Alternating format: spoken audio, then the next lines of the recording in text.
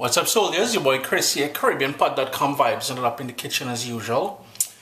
After visiting my parents over the weekend, I think it was, my dad and I were talking, well, reminiscing about my childhood days on the islands in Trinidad. And one of the things we talked about was when he would take me, I think it was like once a month, to visit my godfather. And my godfather's cook would make this chicken.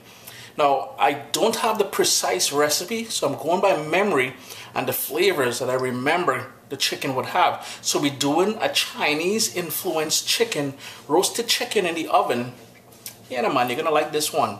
And for those of you who don't know, the Chinese have been in Trinidad and Tobago and various places in the Caribbean for almost 160, 170 years. So food is highly influenced by them. My godfather's father left China, I think, when he was 5 years old or something. So there's real Chinese roots going on here. Vibes it up, man.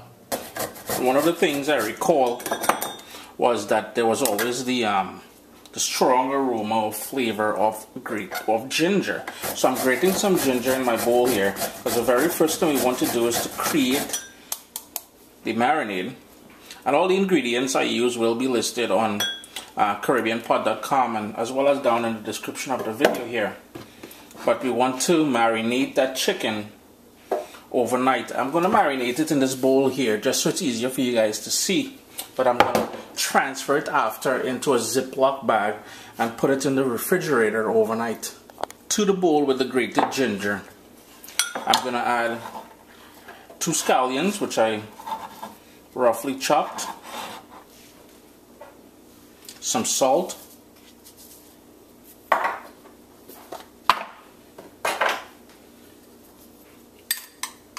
a bit of sugar, and if you want to put a little bit of 5-spice powder, you can certainly do that. If you want to use white pepper instead of black pepper, I'm using black pepper here, but if you want to use white pepper, that is cool. We've got some soy sauce,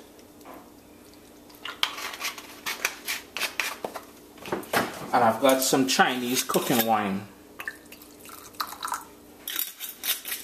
And the whole idea here now is to give that a good mix and bring everything together before we pour it over the chicken and massage it into the chicken. I use dark soy sauce. If you wanted to use a light soy sauce, that is cool. It's just I'm using what I have available in the fridge. Here I've got one chicken that I spatchcocked and I cut into half, pretty much removing the backbone, cleaned and trimmed and everything else, and just sitting here ready for that marinade.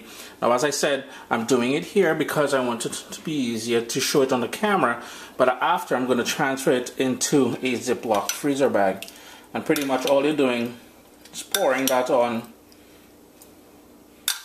and then I'm going to go in with my hands and give that a good massage.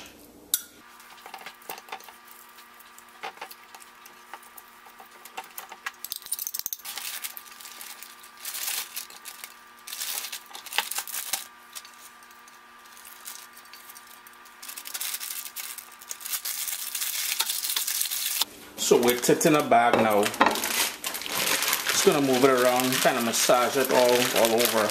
And if during the night or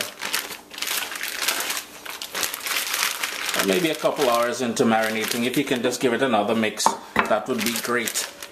I'm going to place it on a plate in case it leaks in the fridge. We'll catch here. Next up, overnight. I was going to say 1 hour, boy. Gosh, I'm hungry or gritty. Or just, I don't know. Anyways, overnight in the fridge, and then tomorrow we're going to roast it off.